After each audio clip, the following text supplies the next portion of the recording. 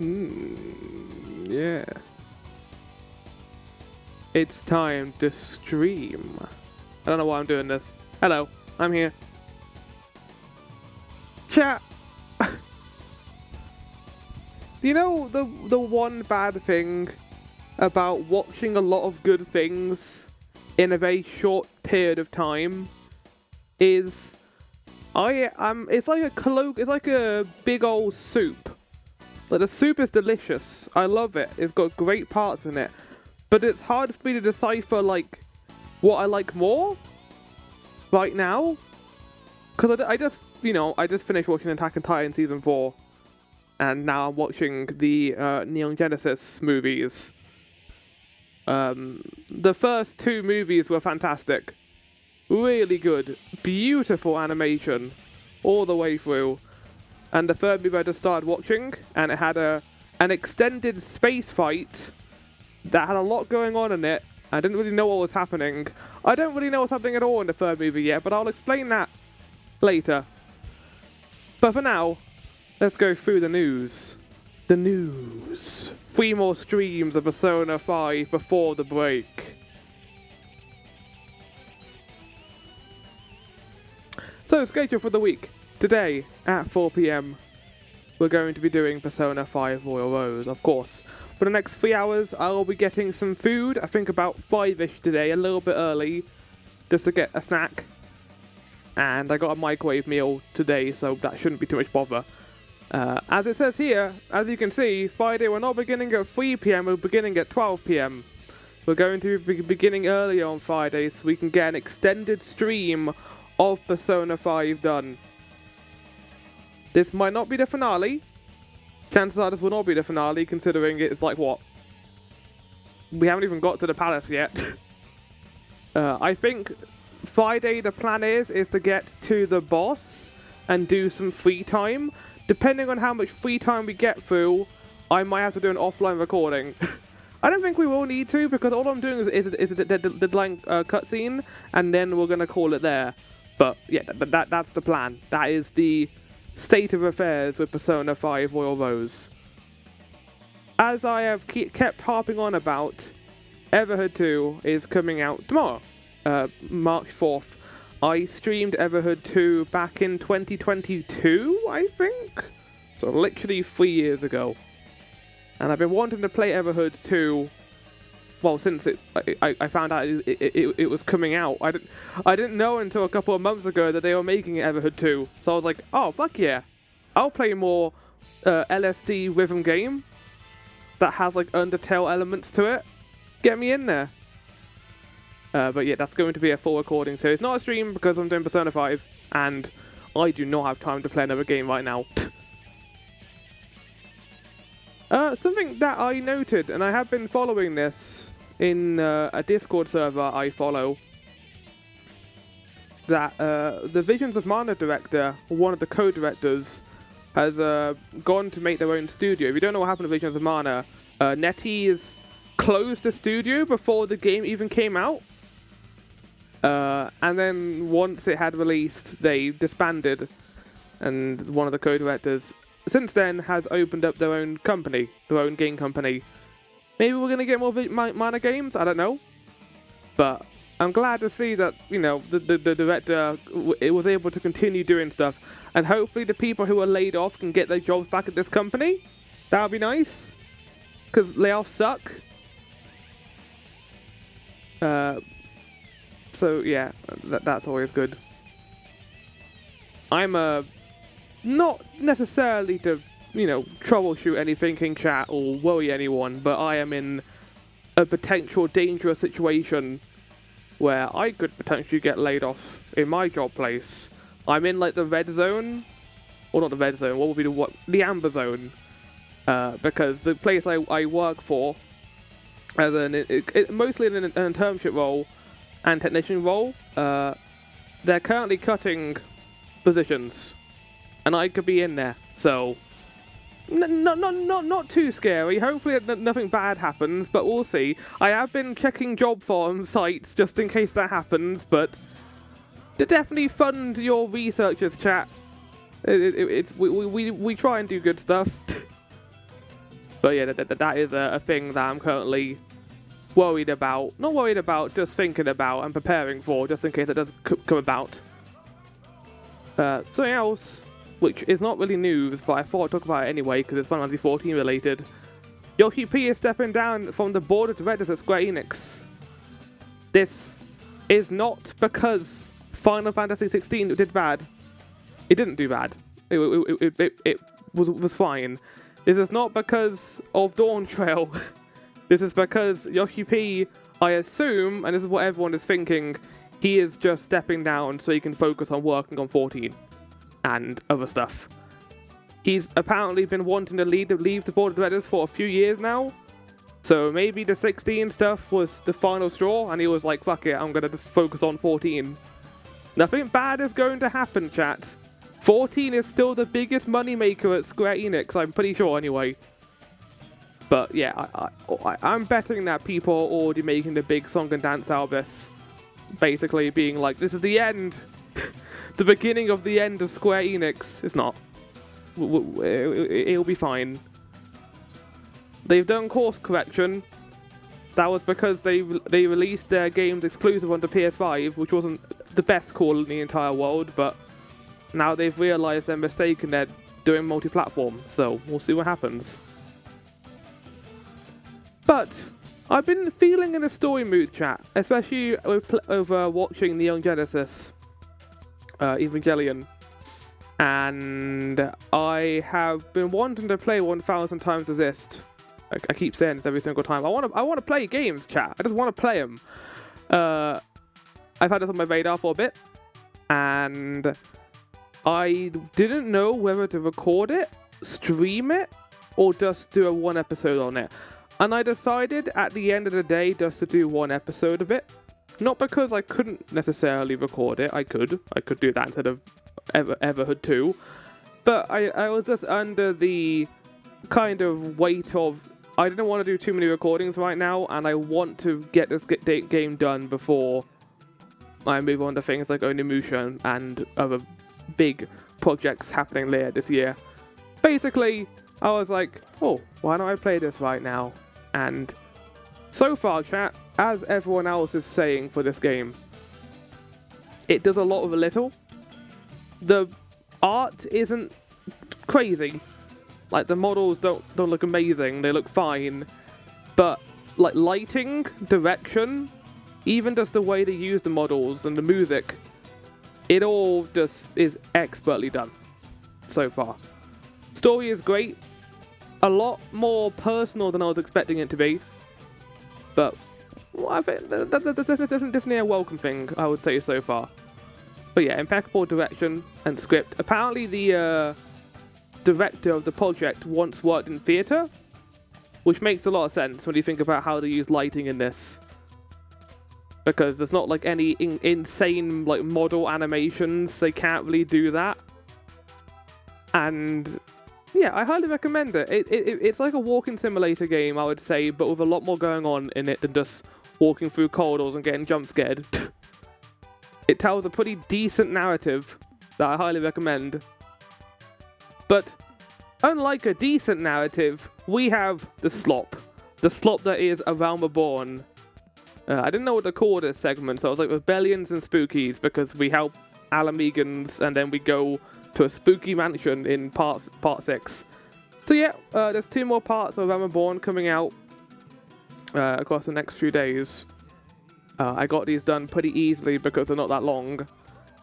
But I will be breaching on over to my least favorite part of the MSQ, I think, which is the champions, the warriors of the champions of light, whatever they're called, and the Keys quest line. Alongside the Garuda crystals, I'm not a big fan of that part of the game. I think it just feels like they're really trying to pad this out for no reason. Here's hoping we get a remix of Realm Reborn, like 2.0. And I was saying during this that the way of doing that, I would do it anyway, would be to combine 1.0 plot and 2.0 plot together, so you get more stuff to work with. Because you don't really have a whole lot to work with here. All we've got is the Garleans and the Asians and foreshadowing all that. But they can't do a lot because that's mostly set up in Stormblood, so it's a bit rocky. There's not really a whole lot they can do with Realm, unfortunately. But we'll see. We'll see what they do. Maybe they will do a remake. It'd be nice to see that. But now to the main event, and I wanted to talk about this from the beginning. I watched the second Evangelion movie. Holy shit! This is a very good damn movie. I think this is the best one so far. I'm struggling a bit with 3 because it falls into the one of my least favorite tropes in any storytelling, where the characters are purposely not telling a character something, and it just ends up making the situation worse, and there's no reason why they did not tell this character this information. But I'll speak about that when I get to the third movie, because that part of the plot kind of pissed me off. And it doesn't answer a whole lot of questions either, and not in a fun way like the first 2 movies. Because I enjoy how crazy this movie gets. It feels like a horror movie in spots. There's a sequence in this movie where... multiple sequences in this movie, actually. Where I was on the edge of my seat. Like, you know, the usual, like, cinema reaction. I was on the edge of my seat. Literally, I was. Because I had no idea what was going to happen. And it's kind of hard to spoil what happens in this anime, because, like, a lot of the stuff that happens, they don't really explain to you, and you just gotta kind of accept it. And that works quite well for this movie, but not as well for movie 3. And I'll get to that when I finish it. But I like the new characters in this. Animation is still gorgeous. Has some amazing shots. This shot in particular, which I know is infamous, is probably my favorite shot in the whole anime so far. Just looks great, foreboding, chilling. Apparently there's going to be even more stuff happening in the 4th movie that I'm going to love. But highly recommend. Thumbs up for me. Great movie. I don't know how to rank this in my anime watch. I think I'm just going to combine the 4 movies together when I put out my ranking. Before continuing, chat, I need to do my sort of angel ranking. I did this like for 5 minutes before beginning the episode. So I wanted to do this because I love the enemy designs, and as you can see, I also added some extra character designs, which are definitely from Evangelion, definitely, 100%, definitely not from Kirby. Kirby is weirdly, vastly inspired by this. I don't know why it is, but it is. I mean, look at the final boss from Kirby 2. You cannot tell me there is no inspiration there. And the final boss from Star Allies. I'm not gonna go into this too much, but I mean this ranking is kind of self-explanatory, I feel, to a certain extent. The cooler ones are the ones that do more. Unfortunately, there are a couple of the monsters in Evangelion movies that don't really get a whole lot of screen time. They just are kind of there to die. But the ones that, I mean, that's the whole point of them. They're there to die. But what I mean is, there's no like personal stakes to it, unlike some of them, which are usually the ones I like more. But like, this A+ in terms of monster designs. Really weird, supernatural. I said during my first review of the first movie that I like the fact that they don't explain what they are, and I hope they do not explain what they are at all. But we'll see, because we are reaching a point now where they need to start explaining things. Especially in the 3rd movie, where they just suddenly drop a whole bunch of a whole new setting, and I was sitting there like, okay. I think you really need to tell the audience what's going on here, because I like these characters, but I don't know who I should be rooting for anymore. Maybe that's the point. Maybe the point is we're meant to be seeing this from a certain character's perspective, and we're not meant to be privy to all the information. But considering what that information is, I feel like we should be privy to that information, because it's very vital to understand what's going on. But yeah, that's it. I'm done. I'm finished. I'm done talking. Let's do the guess the game, and then we'll move on.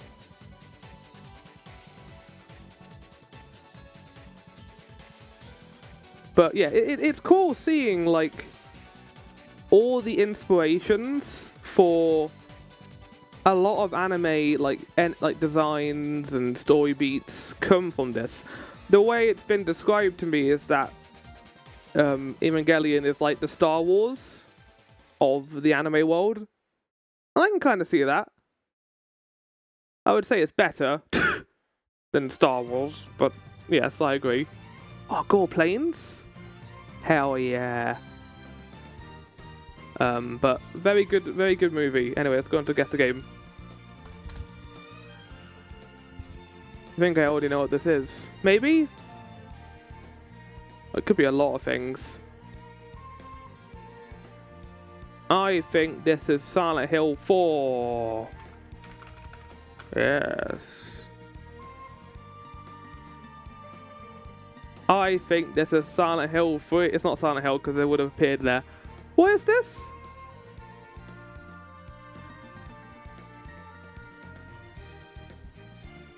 Suspicion. Oh no. Oh no, okay, hold on. People are gonna be pissed. Oh, come in, Gibbs. People are gonna be pissed. They're not gonna. I should know what this is. It's 83% on Metacritic too. 84%. I don't know what this is. Quantic Dream. Well, I know who made it. Is it Indigo? Whatever it's called. Indigo Effect. What's the game called? Indigo whatever? It's not Beyond Two Souls.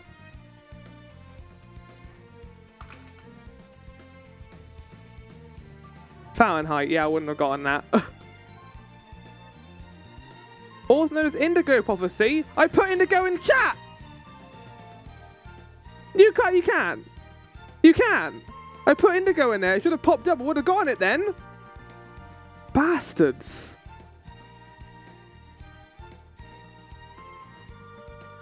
Xenoblade probably has Evangelion, like, inspiration, actually.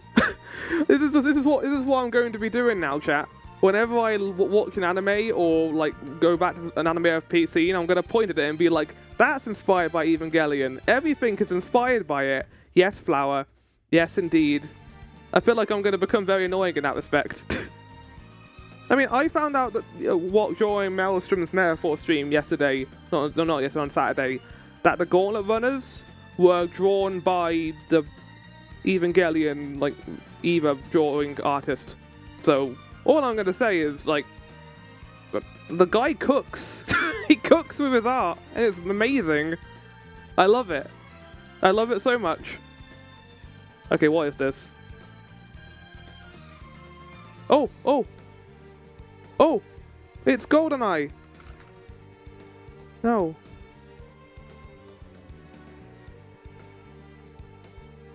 It's not GoldenEye. I don't know what this is. Coca-Cola. Yeah, I don't know what this is. Shenmue. I'm sorry. I'm sorry. Right, one more. Oh, I'm really bad today at this. Is this Halo?